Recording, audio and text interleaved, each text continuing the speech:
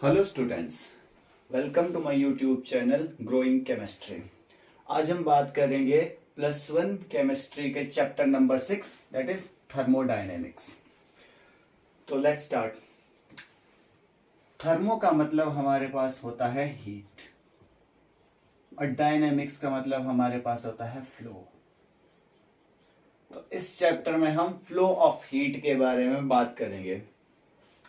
सबसे पहले thermodynamics, it is the branch of chemistry that deals with the study of flow of heat। तो हम इस पूरे के पूरे चैप्टर में फ्लो ऑफ हीट के बारे में बात करेंगे। पहला पॉइंट इसमें आता है कि thermodynamics never deals with total energy of the body, it only deals with the change in energy. चलिए एक एग्जांपल से समझते हैं इसको। सपोज हमारे पास ए नाम का रिएक्टेंट बी नाम के रिएक्टेंट के साथ रिएक्ट होता है और हमारे पास सी नाम का प्रोडक्ट बनाता है। लेट्स सपोज हमारे पास जो ए नाम का रिएक्टेंट है इसकी एनर्जी हमारे पास 5 किलो जूल पर मोल है। सिमिलरली हमारे पास बी नाम के रिएक्टेंट की जो एनर्जी है वो अगेन 5 किलो जूल पर मोल है। और हमारे पास जो सी नाम का रिएक्टेंट प्रोडक्ट बन के आता है उसकी एनर्जी हमारे पास 8 किलो जूल पर मोल की एनर्जी है। तो जब हम इस रिएक्शन को प्रोसीड करते हैं तो हमें बाहर से कोई एनर्जी देनी पड़ेगी। हम कोई बाहर से एनर्जी देते हैं और जब हम एनर्जी बाहर से देते हैं तो उस टाइप की रिएक्शंस होती हैं हमारे पास एंडोथर्मिक रिएक्शन। Endothermic reaction. और यहां पर जब हमारे पास प्रोडक्ट की फॉर्मेशन होती है तो यहां पर हीट रिलीज होती है और जहां पे हीट रिलीज हो वो हमारे पास होती है exothermic type of reaction. Exothermic reaction. अगर हम बात करें तो रिएक्टेंट की जो टोटल एनर्जी है 5 किलो जूल एनर्जी ए मोल ए रिएक्टेंट की और 5 किलो जूल एनर्जी बी मोल की है। तो अगर हम टोटल एनर्जी की बात करें तो इसकी टोटल एनर्जी हमारे पास 10 किलो जूल पर मोल आ जाती है। और यहां की अगर हम बात करें तो यहां पे जो टोटल एनर्जी है वो 8 किलो जूल पर मोल की एनर्जी है। तो जो थर्मोडायनेमिक्स है, thermodynamics never deals with the total energy. कहने का मतलब है इसकी जो टोटल एनर्जी है वो 10 किलो जूल एनर्जी है। तो थर्मोडायनेमिक्स इसके साथ इसका कोई लेना देना नहीं होता, इसके साथ डील नहीं करता। और दूसरी टोटल एनर्जी जो सी प्रोडक्ट की बनी है वो 8 किलो जूल है, इसके साथ भी इसका कोई लेना देना नहीं है। It only deals with the change in energy. यहां से जो रिएक्शन फॉरवर्ड हुई, अब यहां पर देखिए हमारे पास कितने एनर्जी का चेंज हुआ। तो हमारे पास 10, यहां पर 10 है, यहां पर 8 है, तो 2 किलो जूल पर मोल की एनर्जी का चेंज आया। तो इसी एनर्जी के साथ थर्मोडायनेमिक्स डील करता है।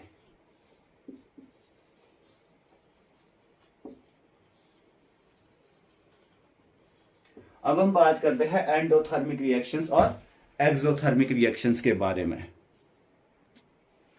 मान लीजिए आपको किसी एक एटम से इलेक्ट्रॉन को रिमूव करना है। तो अब अगर आपने एक इलेक्ट्रॉन को रिमूव करना है तो आपको देनी पड़ेगी आयोनाइजेशन एनर्जी। मतलब आप बाहर से कोई एनर्जी देते हो, ionisation energy, the amount of energy required to remove valence shell electron from an isolated gaseous neutral atom. जो आप बाहर से एनर्जी देते हो उसकी वजह से इलेक्ट्रॉन को रिमूव करते हैं हम। तो ये हमारे पास यहाँ पे हमें एनर्जी बाहर से देनी पड़ेगी, गिवन एनर्जी। सपोज दैट हमारे पास कार्बन और हाइड्रोजन के बीच में बॉन्ड है, ठीक है। मान के चलिए हमें इस बॉन्ड को ब्रेक करना है, बीच से तोड़ना है। तो इस बॉन्ड को तोड़ने के लिए हमें बॉन्ड डिसोसिएशन एनर्जी देनी पड़ेगी। Bond dissociation energy. अगर हमें बॉन्ड को ब्रेक करना है तो हमें बॉन्ड डिसोसिएशन एनर्जी देनी पड़ेगी। और बॉन्ड डिसोसिएशन एनर्जी होती है, it is the energy required to break 1 mole of bond. Energy required to break 1 mole of bond, मतलब एक मोल बॉन्ड को तोड़ने के लिए जो एनर्जी की जरूरत होती है उसको हम कहते हैं बॉन्ड डिसोसिएशन एनर्जी। सिमिलरली अगर हम बात करें कैल्शियम कार्बोनेट को अगर हम हीट करते हैं, ठीक है, इसमें भी हम बाहर से एनर्जी दे रहे हैं, तो हमारे पास मिलता है CaO, calcium oxide plus carbon dioxide. तो हमें कैल्शियम ऑक्साइड और कार्बन डाइऑक्साइड ऑब्टेन करने के लिए कैल्शियम कार्बोनेट को हीट करना पड़ता है। कहने का मतलब हमें यहां पर भी एनर्जी देनी पड़ती है, गिव एनर्जी। तो जहां पर एनर्जी देनी पड़े, बाहर से कोई एनर्जी देनी पड़े, तो उस टाइप की जो रिएक्शंस होती है, तो so all these processes are endothermic processes.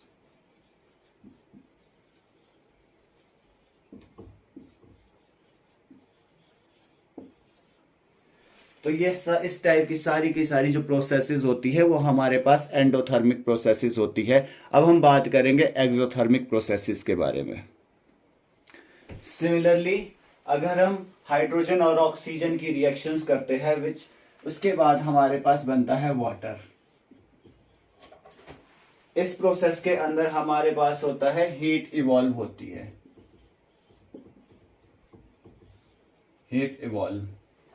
जब हाइड्रोजन और ऑक्सीजन में रिएक्शन होती है तो वाटर की फॉर्मेशन होती है, उसमें हीट इवॉल्व होगी और कुछ एक एनर्जी बाहर रिलीज होगी, और जहां पे एनर्जी रिलीज होती है उस टाइप की रिएक्शंस हमारे पास एक्सोथर्मिक रिएक्शंस होती है। सपोज दैट हमें किसी बॉन्ड की फॉर्मेशन करनी है, या कोई मॉलिक्यूल की फॉर्मेशन करनी है, कोई नया मॉलिक्यूल बनाना है, तो उसमें भी हमारे पास हीट इवॉल्व होती है, हीट इवॉल्व। और हीट इवॉल्व होती है तो कुछ एक एनर्जी रिलीज होती है बाहर की तरफ, तो इस टाइप की रिएक्शंस हमारे पास होती है एक्सोथर्मिक रिएक्शन। सपोज दैट कोई एटम इलेक्ट्रॉन गेन करता है टू फुलफिल ऑक्टेट। ऑक्टेट को कंप्लीट करने के लिए अगर कोई एटम्स इलेक्ट्रॉन को गेन करता है तो वहां पे हमारे पास आती है इलेक्ट्रॉन गेन एंथैल्पी। तो ये भी एक तरह की एक्सोथर्मिक रिएक्शंस होती है। आज के लेक्चर में बस इतना ही। कल हम बात करेंगे स्कोप ऑफ थर्मोडायनेमिक्स के बारे में। वीडियो अच्छा लगे तो वीडियो को कीजिए लाइक एंड शेयर और चैनल को कीजिए सब्सक्राइब।